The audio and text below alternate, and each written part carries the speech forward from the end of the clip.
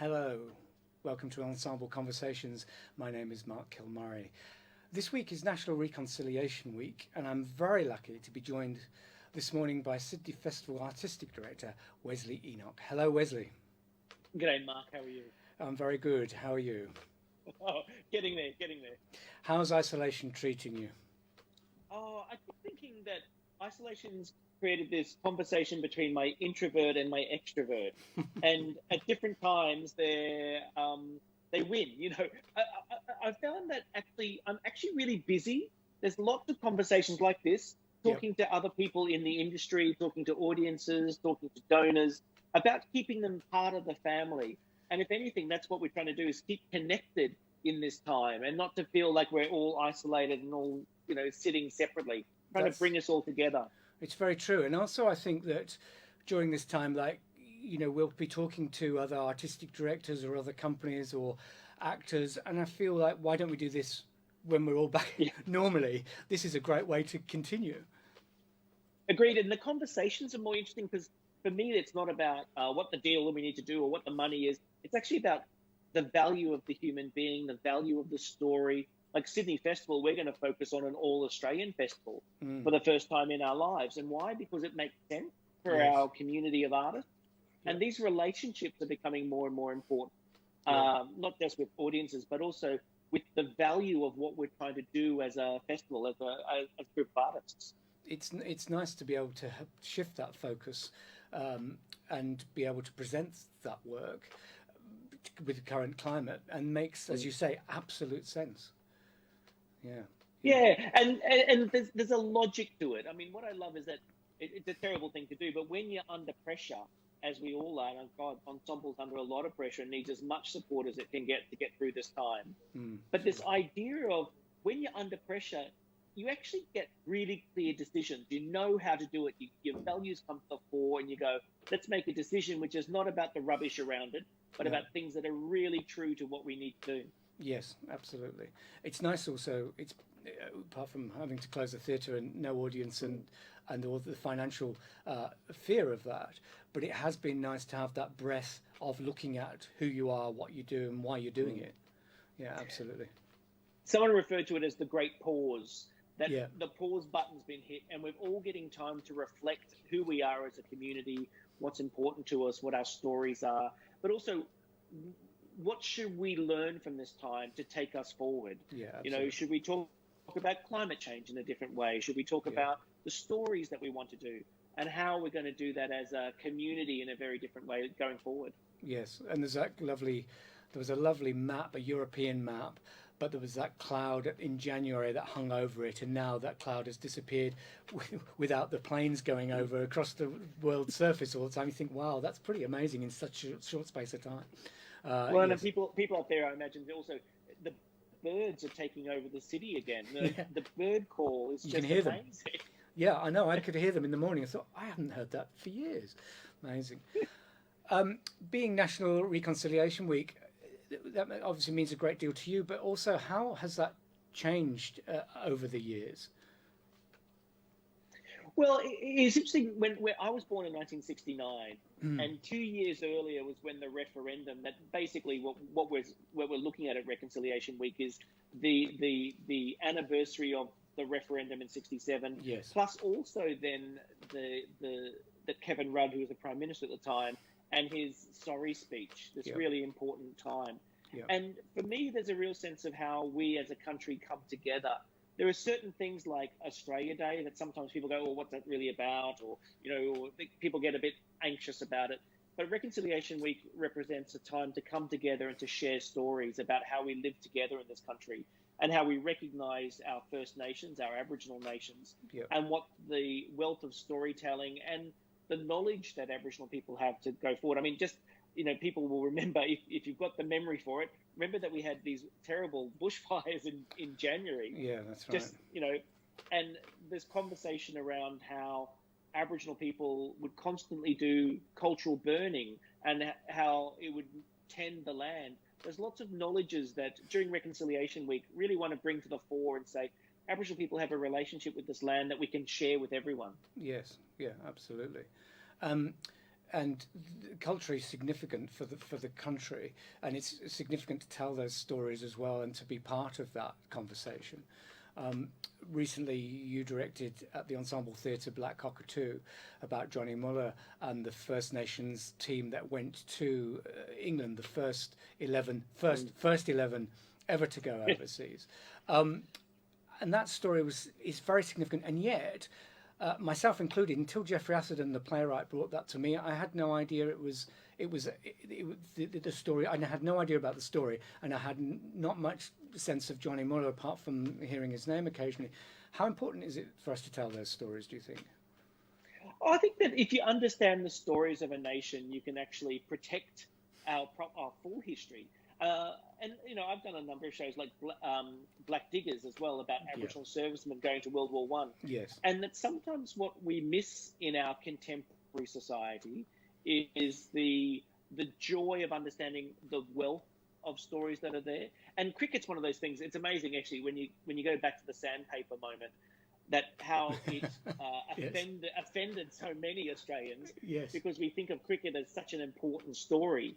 Yes. And to tell the story of an all Aboriginal team that goes to England in 1868 and is the first ever team from Australia to travel abroad, it suddenly opens up your scope and goes, oh, actually, we've been talking about this for a very long time. It's not something that's just 40 years old, 20 years old, or 10 years old. Yes. It's something that's 150 years old or thousands of years old in terms of the Aboriginal experience here. Yeah. And I love the idea of giving the citizens of the country an access, if you like, to a very deep, long history of how this landscape has been. Yes, absolutely. It was a terrific production too, and brought that to the fore. And also, what I think you brought to it, Wesley, from your background of theatre, is there was a sense of physical to the naturalism too, and the staging. How important is that to you to blend that physical idea and visual idea with the naturalism of the playing?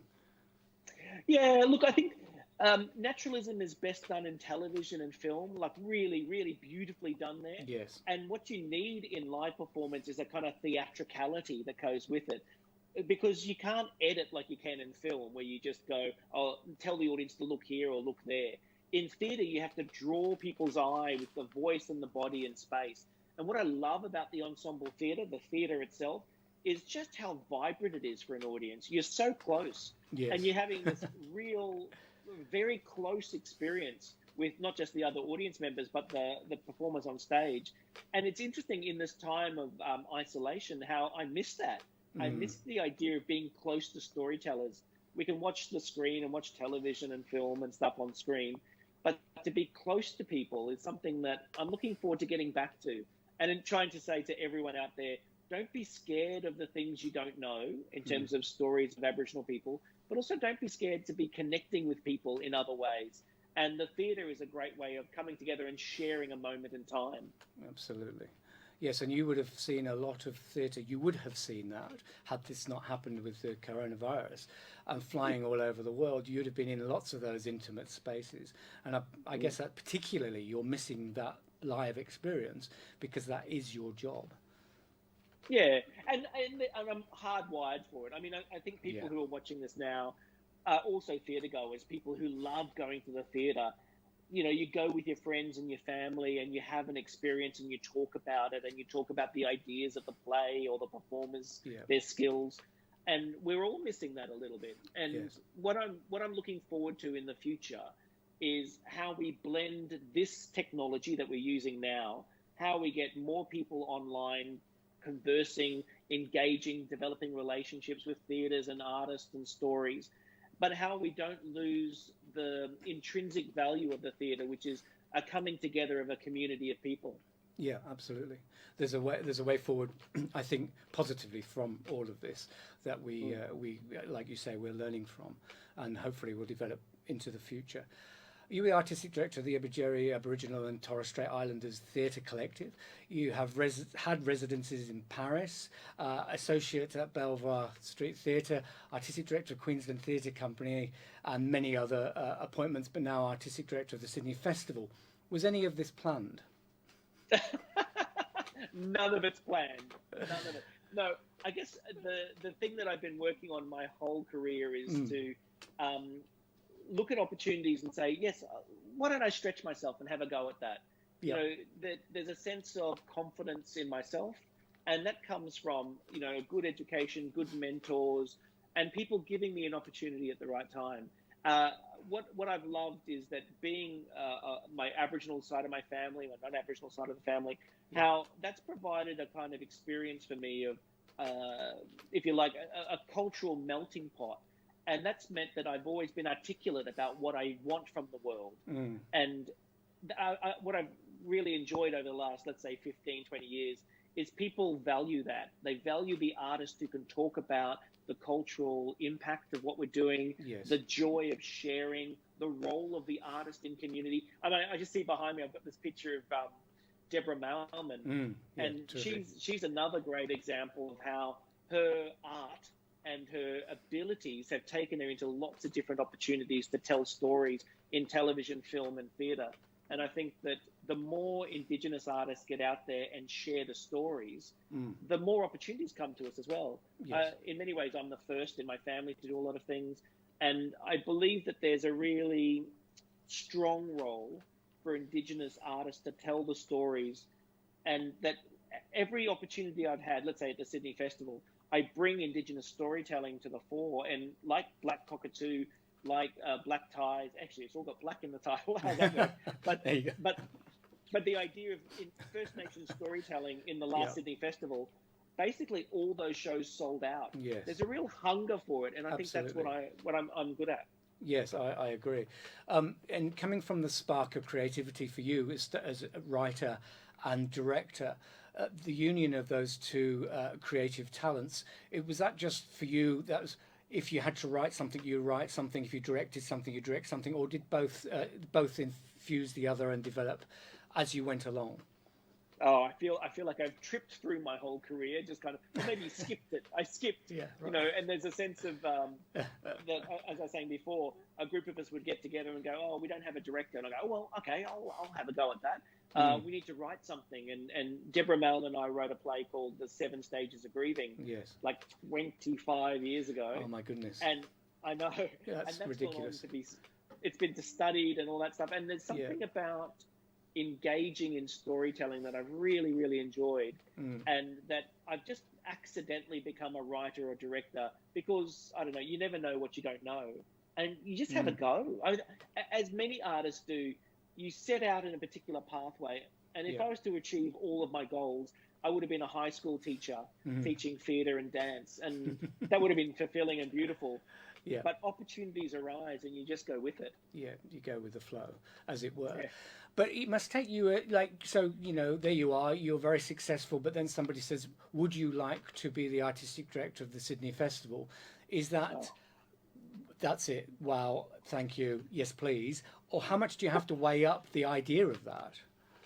I think you have to go, what do I need next in my life? I mean, the moment you get too comfortable, you start to go, okay, if you're too comfortable as an artist, you go, oh, what's going to make me feel uncomfortable? What's the thing that's going to push me out of my comfort zone? And I love when audiences embrace that idea.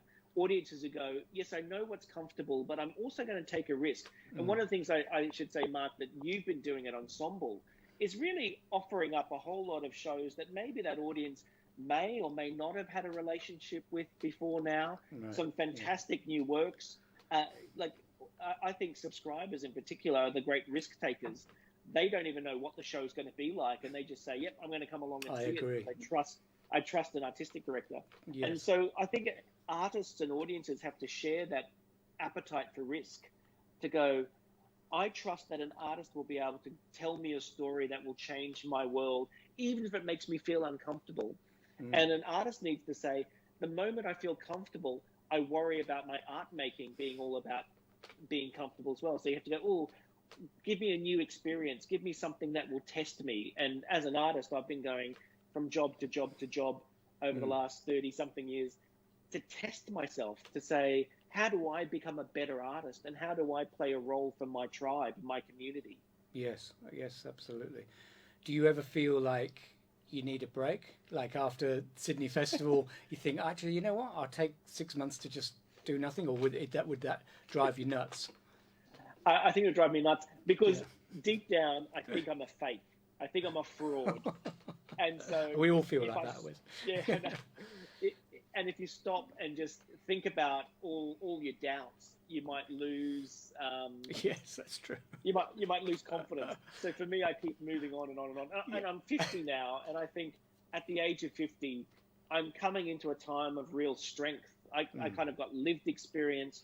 Yeah. I can mentor others and help others to grow. Yeah. I can also test myself and not feel that failure is the end of my career.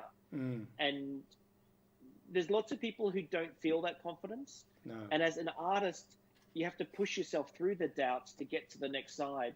And I don't know. I mean, my father passed away at 65, and my grandfather passed away at 43. Right. And so I have to think of myself as an Aboriginal man going, I'm going to live a bit longer than they did, and I want to do things that are different and more exciting.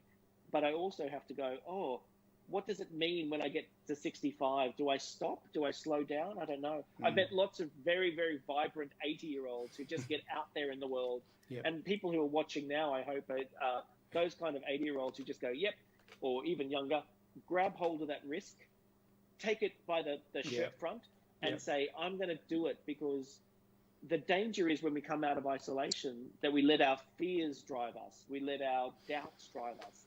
And in fact, what we have to do is say, how confident we need to be as a community to go forward? How confident do we need to be to say, let's embrace this opportunity and risk? Because that's the way we'll move on, I think. That's right. And to keep talking and keep those conversations going too with each other creatively, but also with the community, I think is really important. Agreed. Yeah, for me, presenting a season of plays, the thing that's changed mostly is that people, as you say, are hungry for new work, for new plays, for Australian stories. 15, 20 years ago, it seemed like there was also that idea of international plays and British plays or American. That's changing hugely, and some of our top-selling plays, the top 3 or 5 plays, are all Australian works, are new, and that's terrific to see, and that will continue. I think that's not going to go backwards. Yeah, and I think that we've built a more cosmopolitan attitude around TV and film, say that there's a lot more internationalism there. And sometimes we're turning to theatre to go, what's the stories of our community a little bit more? Because, television and film is very expensive, very hard to make. But theatre, not that it's easy to make theatre, but that it's more immediate. It's very close to us. And so we're asking for more stories about us so that we can grow. And you've got to remember, too, that these international plays, they're very good, but they're often talking about communities that are English or American mostly, and the sense of they talk to their communities very directly, and we need to, in this country, value our own Australian storytelling. And Black Cockatoo being a great example of that, where we say, if you talk about the Indigenous experience that's right there, it gives people the vocabulary to talk about the changes that we need to make in our society. Yes. And I love that plays are, when you walk away from a play and you're at your next dinner party or your afternoon tea with your friends or family and you're talking about things, you can say, I saw this play and it talked about this. And it's not a personal debate. It's not saying, I think this and I think you're wrong. It's actually saying, this play said this. What do you think about it? Yeah. And it's a wonderful way of keeping the communication and conversation going. That might be sometimes about confronting things as well. You know, that sometimes plays can talk about confronting things, and you get an opportunity to talk to your friends and family about that material because the play is just out there. It's immediate enough, but it's just out there as well. Yeah, and starts conversations. I always like plays that you hear, people are still talking about it in the foyer. They're still talking about it 3 or 4 days later. And we have subscribers who will email us and say what they've thought about the play a week, 2 weeks, a month later, which is fantastic, because it's not just, as you say, immediately in that 2 hours or so in the theatre. It's for the rest of your life that you can be thinking about something. And I know that as some writers, one particular writer said that they love going to the toilet during interval and listening to the conversation that's going on in the toilet. That's right. Yes, as long as you hear nice things, of course. It's always the slightly... But Wesley, thank you so much for talking to us this morning. I know how busy you are. I'm going to let you go and plan the brand new spanking Sydney Festival that's coming up. It's been delightful to talk to you, and thank you for all your work with us at the Ensemble, and thank you for your work for the community as well worldwide. It's been it's wonderful, the stuff that you are doing. Thank you. Thank you, Mark. And can I just say to all those people who are watching, we have to value the theatre on the other way out of this, and the Ensemble Theatre is an absolute gem in the Australian theatre landscape. So value it. You need to keep supporting it. Please do. And wash your hands. Yes, that's right. Keep safe. Yes. Thank you, Wesley. Thank you. Great to talk to you. See you very soon in a foyer, I hope. Indeed. Bye-bye. That was a wonderful Wesley Enoch. Thank you so much for listening. Thank you again for your donations. Thank you for being here and being part of these conversations. We'll have another guest next week. And for now, goodbye. See you.